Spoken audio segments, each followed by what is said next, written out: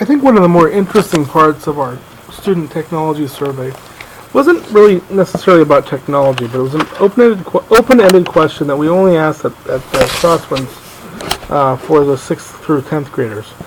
And this was this question. We asked them, think about the class you find most interesting and engaging. Without telling us which class that is, why do you like this class? And so what I did was I took all 398 responses and categorized them according to the things that they said. And so the areas that came up that where there seemed to be some repetition, or at least when I took the phrase or the sentence or whatever the student said and tried to categorize that statement within different types of categories or themes. These are the themes that emerged. We have student choice and variety, technology. I don't like any class. Not answered. Engaging / interesting. Success. In other words, the student was able to see some of the success for themselves. Social interaction. Subject matter, where they said that they liked, the reason they liked the class was they liked the subject matter. The hands-on projects or authentic type projects. Fun, exercise, not much homework, challenge, creativity, and the teacher. Now, I'm not sure that we can really take, as far as statistically go, we can't really take too much into consideration as far as the or place too much weight on the value of the numbers here. But this graph here shows how frequently those themes emerged in their responses. And so overwhelmingly, fun was listed the most often. And for middle school, I don't expect that's much of a surprise. What was interesting though was that most often when the term fun was used, it was used in conjunction with something else, and very seldom did that something else include not much homework or that the class was easy. In fact, it was more often the case that the students said that what they liked about the class was that it was fun and challenging, or fun and allowed them to be creative, or fun and allowed them to do hands-on types of projects. And so I kind of take this data very seriously, and I think it should be it's something that we should seriously take into account when we're planning instruction. It speaks to what the students' values are, what they like in school, what they don't like, and as we know, for students to remain engaged is key for their success. And also, since we are a school of choice here, the reasons why students come here, or the students like to come here, should be something that should weigh heavily on our minds, because the more we undercut these things, the more likely it is that any changes we have in our student achievement, for instance, will be the result of a changing demographic rather than actually improving the quality of education that our students that we have really want. So I took that data and I thought, well, let's break that out according to grade level to see if there's any kind of correlation here, or if there's any areas where there's massive change. And again, I'm not sure what we can do with this graph, if it really tells us much. It certainly shows that there seems to be consensus around the issue of class being fun, but then we have other areas where, like for instance, the teacher is often cited in the student statements as being important. That teacher-student relationship, or something that the teacher is doing, that indicates that that's the reason why they like the class. They like the class because the teacher cares about them, or they like the class because they have a good teacher, or statements like that seem to crop up most frequently in 6th grade and 10th grade, and least frequently in 9th grade for some reason. But these are all up and down across the chart here.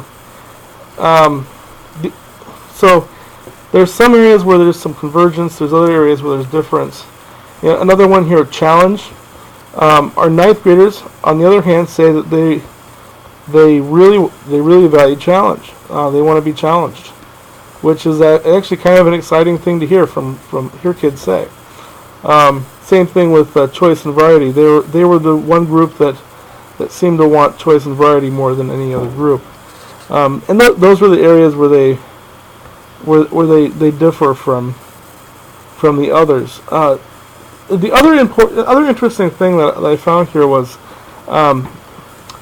very, very few students in any age group indicated that the thing they liked about class was that there wasn't much homework, or that the class was easy. In fact, the only 2 grades that reported any students making statements like that were 8th grade and 10th grade, and even those numbers were rather small. And the other thing here was that we can look at I don't like any class. We have only 3 grades where we had students explicitly make statements like that. On the other hand, we have quite a large number of students that chose to refrain from answering that question altogether. And there were students in all grades that did that. So I'm not sure exactly what value this statement is, or this chart is. It was an interesting experiment to try and break those apart to see if there was anything that if there was any kind of correlations, or where we could make some judgments about students over time, about certain classes, about whether these shift. It would be interesting to do the same survey next year and to apply the same rubric or the same formula here and compare these statistics. Although, again, I'm not exactly sure how much we can actually take into account of the numbers. It would also be interesting to give them a survey next with these different qualities at the bottom and ask the students to rank these in importance, and then we might get a better picture of what students actually think are important. On the as far as like pedagogies or instruction, the themes that did carry through a lot were interaction with peers, hands-on projects, and creativity. Things that gave the kids exercise. Now, this exercise category, which is about second or third place, depending on which grade you're looking at. This wasn't just for Phi-Ed, which Phi-Ed of course takes up a large portion of this, but a lot of these statements were also from students saying that they liked that they could go outside and do projects, or that their teacher had them up and moving around, and learning fill in the blank content, science or English or drama or what have you, through movement, so that the students weren't just sitting all day. All these things kind of reinforce what we as educators know about what students need in their learning environment. They also indicate the things that we really need to focus on. So these are the themes that I think from surveying this that really seem to come through. So the value of the student-teacher relationship, the community building in the classroom, personal relationships between teachers and students, those were very important. Students liked the classes that were both fun and engaging. Students preferred hands-on projects. Students liked classes and activities that allowed them to be creative and express themselves. Students liked when they were given choices. Students expressed the value of exercise and moving around. Most students expressed what they liked or that they liked learning things, and liked classes that made me think.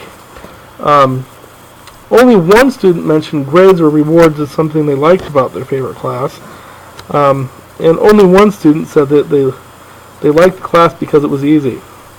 And then we have a number of students that said that they didn't like any classes, and a number of them that refrained from answering the question altogether.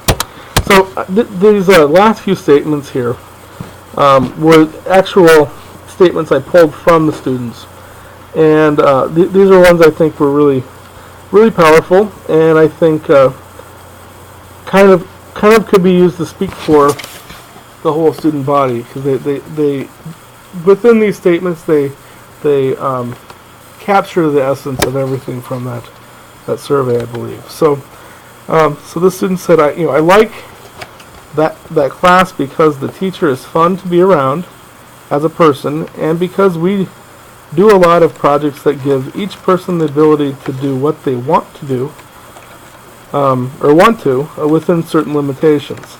The opportunity to be creative that class offers is what I love most.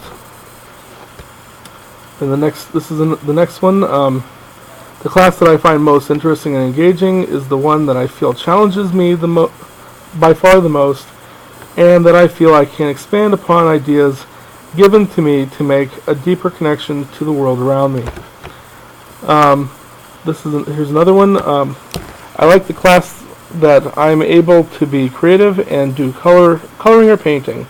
I don't like to write because I don't like my handwriting, because last year my teacher was really strict with the writing. I like when you can explode things and experiment with things because that's fun. I just love that statement.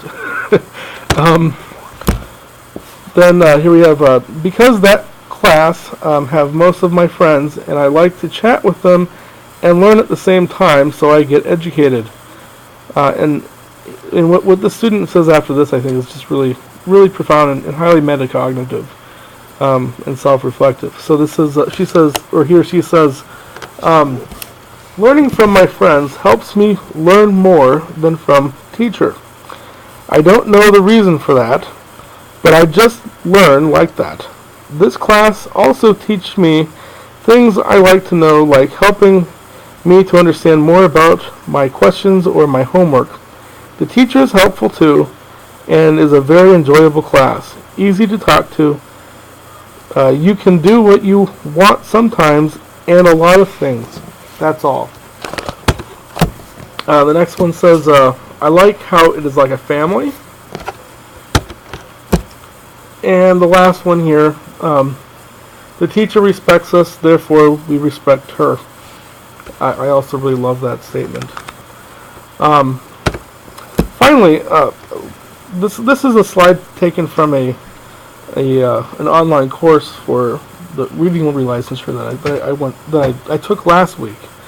That I think really kind of fits here. This is on professional responsibilities, and I think basically I'm not going to read this, but because you can pause this and read this for yourself. But basically, what we do with this data, there's no one right answer for what this data says. There's no one right thing that we do with this, and so what you do as a teacher should be your own professional judgment. And looking at schools that have actually had success in raising student achievement, that's been a key feature of that teachers being given the authority to act professionally and make their own professional judgments based on the data that they're given. So that's all.